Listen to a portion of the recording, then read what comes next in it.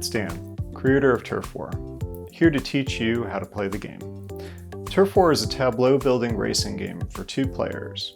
Starting out with just a plot of dirt and some tools, you'll acquire cards to score points, transform your yard, trip up your rival, and win your neighbors over. When the last neighbor is swayed, the game is over, and whoever has the most points wins the glory of having the superior yard. Everything you need to play Turf War is right inside this box, perfectly sized to throw in a backpack or through your neighbor's window.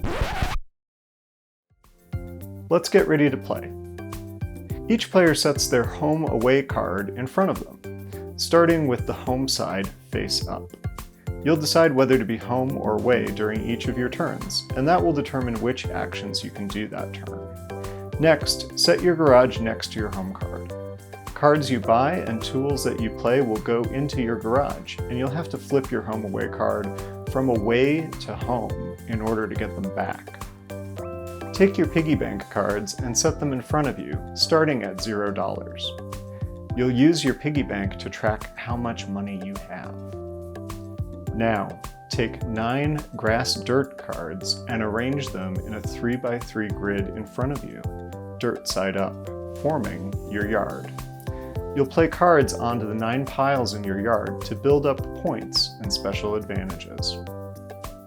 Finally, take one of each tool card with a star on it. The watering can, toolbox, and rake will become your starting hand. Next, we'll set up the shared areas of the game, starting with the store. Shuffle the store cards together into a deck.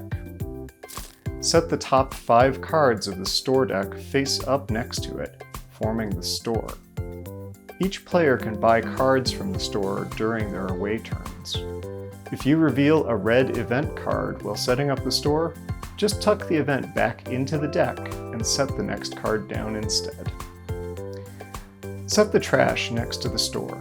When you trash a card, you'll place that card face up in the trash pile.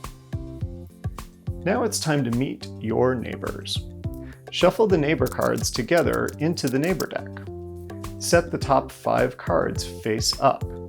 These are the unswayed neighbors. You'll compete to sway these neighbors to your side of the table, claiming points when you do, until the 5th neighbor has been swayed, and then the game is over. Now that the game's set up, you're ready to play. Whoever did yard work most recently goes first. Your turn has 3 main steps.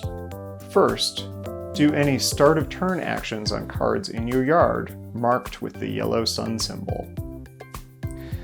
Next, decide to be home or away, then do either or both of the actions on the side you picked.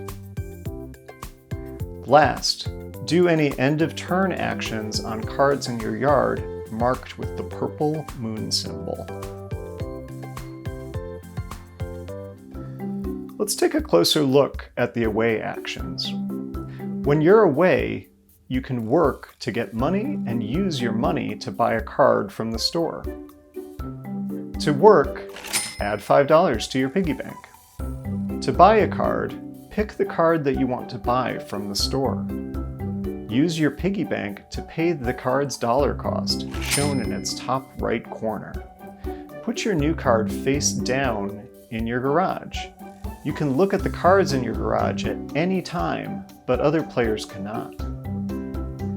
Next, you'll need to restock the store, filling the newly vacant space with the top card of the store deck. If you reveal an event card while you're restocking, immediately follow that event's instructions.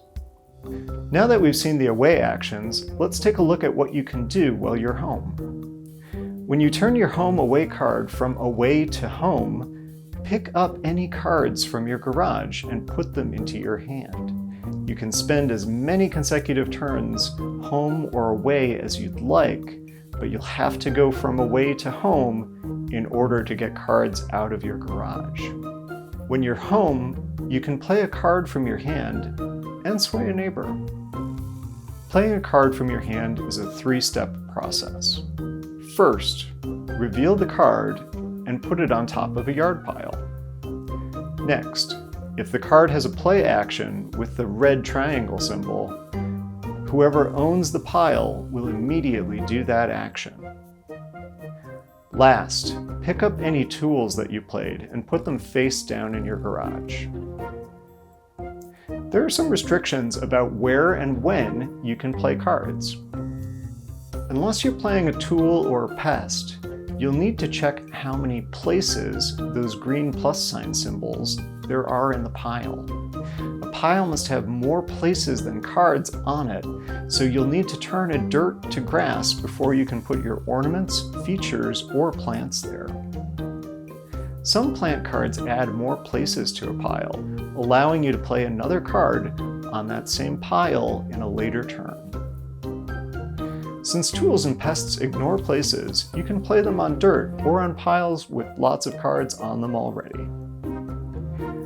A pest card will take up a place, preventing another card from being played there. You can play a card onto one of your rival's yard piles, but only when they're away. The other home action is to sway a neighbor. There are two different ways to sway neighbors: meeting their criteria or bribing them.